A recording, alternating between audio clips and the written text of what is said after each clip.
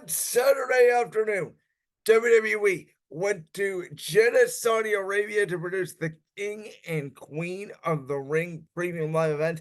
And boy, did this premium live event that again did not look the greatest on paper. And we've said this about these B-level WWE premium live events in the past, whether it's under the Vince McMahon administration or whether it's under the Triple H administration, if you will.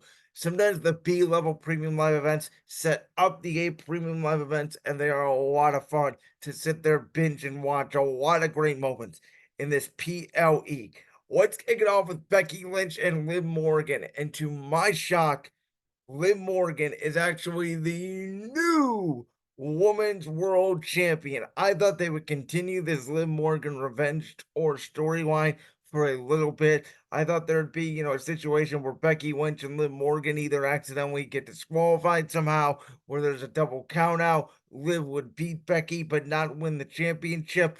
But no, they are ending into the storyline of the summer on Monday nights, I believe, where Dominic Mysterio, quote unquote, unintentionally helped Liv Morgan by bringing that steel chair into the ring, distracting the ref, and allowing Liv Morgan, who had withstood a disarmor at that point, had been targeting Becky Lynch's body with the Rings of Saturn submission. She tried Oblivion one time, did not connect. This time she connected. Nobody's ever kicked out of it when Liv Morgan has hit her finishing move. And from Elmwood Park, New Jersey, she's now a two-time World Women's Champion in WWE. Obviously, the first time with the Women's World Championship, one time with the SmackDown Women's Championship in 2022. The difference here was that Liv Morgan was an underdog babyface, and you can make an argument here that Liv Morgan is now going to go down the Drew McIntyre path, essentially with a more ruthless personality. But the Liv Morgan revenge tour is now complete, and now we are on the Becky Lynch revenge tour. And I think we've seen Liv Morgan obviously getting out of the car, with Finn Balor. We've seen her with Judgment Day bandana. We've seen Dominic Mysterio looking at her. We know that Rhea Ripley, mommy, is going to be due back soon for the biggest party of the summer. And I think what we're going to find out is Dominic Mysterio has been secretly working with Liv Morgan ever since mommy went away. And now Dominic Mysterio has a new mommy, and her name is the current Women's World Champion, Liv Morgan. Now, Becky Lynch, she wants a rematch this Monday night on Raw. I think she will get it on a Memorial Day edition of Raw, but I don't think that Becky Lynch is done in the Women's World title scene just yet, even if she does not recapture the Women's World Championship. I think we are setting up for a SummerSlam triple threat match between the man, mommy, and the current champion Liv Morgan, with Dominic Mysterio involved in this three-way triangle. I know everybody has seen the memes on Twitter of Liv and Rhea in a ladder match at SummerSlam for the custody of Dominic, which, if they do that, I'm not going to lie, I would not be mad about, though I think Becky Lynch definitely deserves to be in this program unless they have something else planned for the man. But again, very good match, very entertaining, very different from the last few that these two women had at day one, 2022. This is a more mature Becky Lynch. This is a more mature Liv Morgan. And Becky Lynch let the Dominic Mysterio distraction cost her her Women's World Championship, which now, again, as I said, I believe Liv Morgan will carry into SummerSlam. And then we get an incredible, entertaining triple threat match for the Intercontinental Championship. This match was awesome, including Chad Gable with an incredible double German suplex to Bronson Reed and Sami Zayn. They did your typical Tower of Doom spot where Gable suplexes Zayn on the top rope with Bronson Reed powerbombing Gable. They had Gable walking the ankle lock on both Bronson Reed and Sami Zayn. And then they had, while Gable had the ankle lock in on Bronson Reed, Sami had the ankle lock on Gable.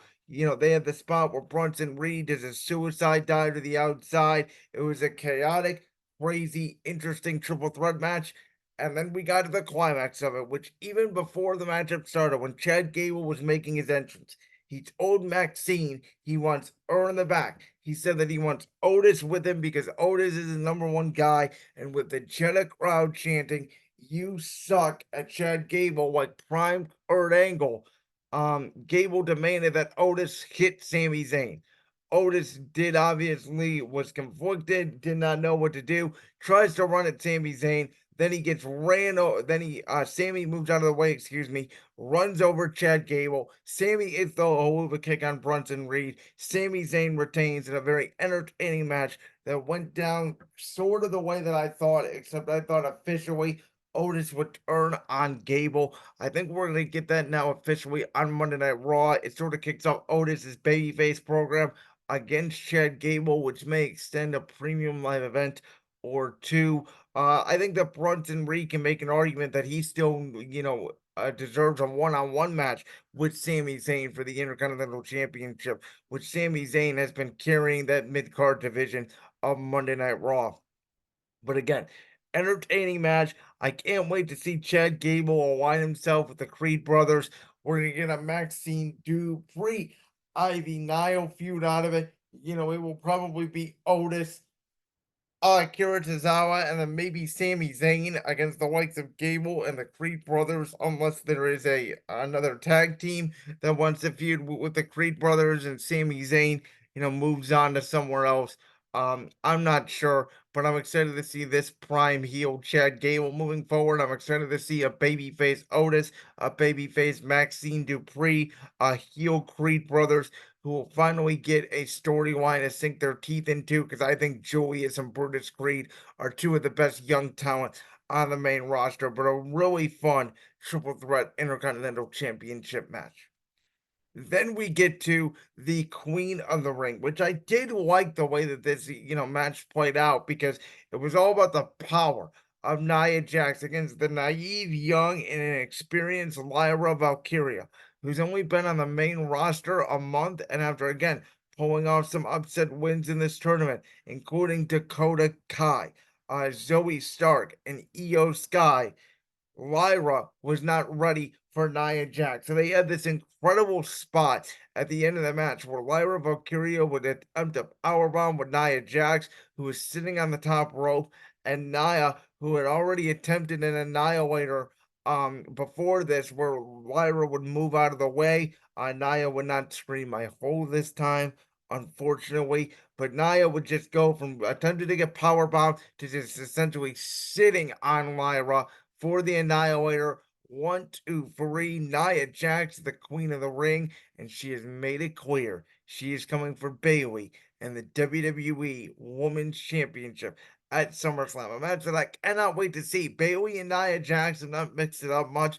Obviously, they mixed it up a little bit when Nia Jax got drafted to SmackDown, but ever since the WrestleMania 33 encounter, where it was Bayley, Charlotte, Sasha, and Nia, in that fatal four-way, I don't remember much of Bayley and Nia Jax mixing it up. So to see it come back nearly 8 years later, I'm excited for that feud as we head into Cleveland Browns Stadium.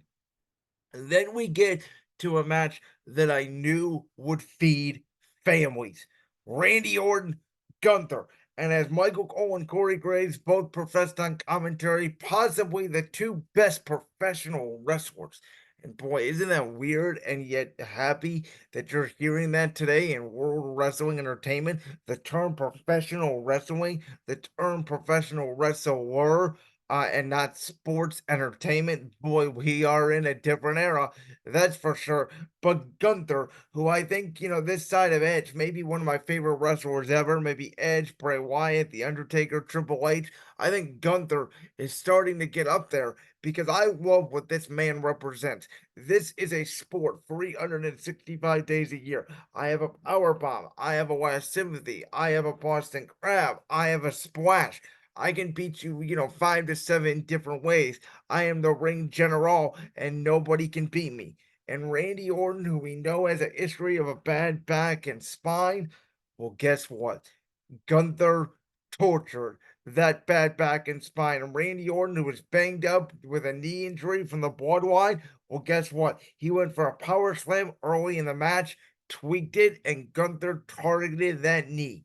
Yet, despite that, Randy Orton delivered, back body drops on the announce table like he always does. He delivered, two RKOs. One of them where he just could not get the cover, which saved Gunther. The second one near the end of the match, as Gunther was going for a submission. Orton escapes out the back, hits the RKO, gets the cover, but his knee is in so much pain that he has to weave it up in the air, and that allows Gunther to target the knee, locking a crucifix on Orton and get the free count, though it did look like Randy Orton's shoulder was up off the mat.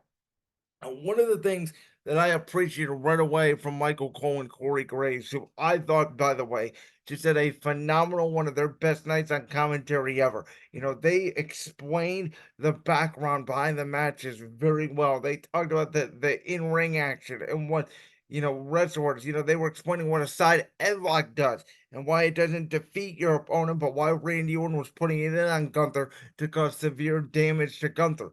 There was just so much explaining and so much nuance to the professional wrestling business that I thought Michael Cole and Corey Graves provided yesterday in Jeddah, Saudi Arabia.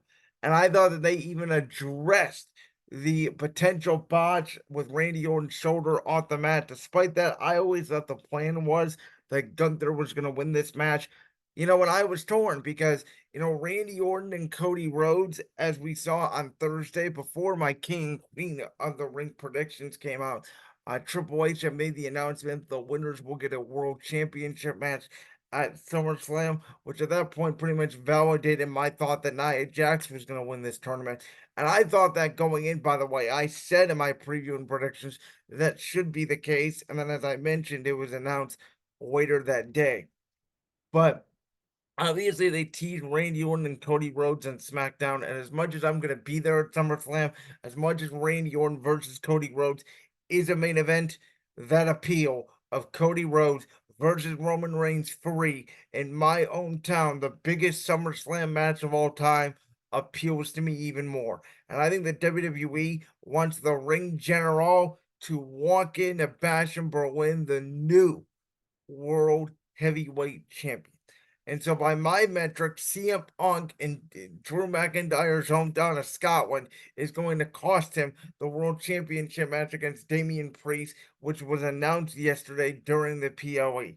I believe that McIntyre and Punk will now be a non-title match at SummerSlam. I think Gunther will defend or will win the World Heavyweight Championship from Damian Priest that night. Well, we do get either Cody Rhodes versus Roman Reigns or Cody Rhodes versus Randy Orton still potentially because, Cody could come out and say that Randy Orton deserves a title match. And Triple H did say that sometime down the line, and it could be, maybe Survivor Series, maybe next year, who knows, Randy Orton will get a rematch with the Ring General. And so I do think potentially Orton and Cody could be the plan at SummerSlam. I also think it could be Cody and Roman. Speaking of Cody, listen, we knew that Logan Paul was not going to win the undisputed WWE Championship. I had said that I had thought that, let's put the United States Championship on the line. Let's put a little doubt in there that Cody could become a double champion, that Logan Paul could lose the U.S. Championship. Let's have a screwy finish where they both retain their championships. That's the way I would have booked it. But Logan Paul, the cheater that he is, got brass knuckles from his entourage. Michael Cole was all over him. I thought Corey Graves did a great job defending Michael Cole at ringside. I thought Cole was selling the fact that Logan Paul is a cheater terrifically. And then Cody Rhodes, again, being the opposite that Roman Reigns is, decides to not take a count-out victory, even after Logan Paul hits him in the body with brass knuckles. And Cody's in so much pain. No. Cody wants to teach the kid who is by way of Puerto Rico, his hometown of Cleveland, Ohio. He wants to teach the young YouTube star, the founder of Prime Energy Drink, a lesson. And by delivering him 3 crossroads, and this was even after a vertebreaker, this was after Cody Cutter, this was after Logan Paul, nailed Cody Rhodes with a crossroads. This was after the referee was taken out and the special guest ring announcer from Saudi Arabia got involved. Even after all of that, and a terrific match that you should definitely go back and rewatch, with 3 crossroads. And that really, to me, protects Logan Paul, especially because he's the United States champion. The American Nightmare walks out, and still your undisputed WWE champion. Again, I did not think we had a bad match on this premium live event. This was a 3 hours well spent, and what it did was it set up the WWE SummerSlam card, which I do think right now you can make an argument. We have 6 matches that could potentially go down, and again, there will be 2 or 3 added as this event gets closer. But I think we're gonna have Cody versus either Roman or Randy for the Undisputed Championship. Gunther will challenge Damian Priest for the World Heavyweight Championship. Bayley will obviously take on NIA JAX for the Women's Championship. For the Women's World Championship, I think we're either going to get Liv Morgan versus Becky Lynch versus Rhea Ripley in a triple threat match, or we are going to get Liv and Rhea in a custody of Dominic, some sort of ladder match, something like that. And I do think as well that Logan Paul is going to defend the United States Championship against LA Knight. Yeah. And I think that, then it comes down to, where do you put Seth Rollins? Where do you put Kevin Owens? Where do you put Sami Zayn? I think CM Punk and Drew McIntyre is obviously going to be a match at this SummerSlam as well, as long as CM Punk is healthy and able to come back in time. So again, we still got Rollins. If Randy doesn't face Cody, where's Randy? If Roman doesn't face Cody, does Roman face Seth Rollins? Where does the bloodline get involved? Where's Jey Uso? So there's so many stars that still need to find a place for SummerSlam, but the card in Cleveland, Ohio is looking nicely. And again, I thought from Michael Cole and Corey Graves' commentary to the in-ring action to the crowd in Jeddah, which was great all weekend, including the SmackDown the night before, this may have been the strongest WWE PLE in Saudi Arabia. My only gripe on it was we still gotta wait for Uncle Howdy. We may see him at Clash of the Castle. Like that clip from the Brand's World podcast? If so, make sure you go down there and hit that subscribe button. While you're down there hitting the subscribe button, make sure to also hit the notification bell so you never miss another upload. And make sure you check out all the other clips from the Brand's World podcast right here on YouTube.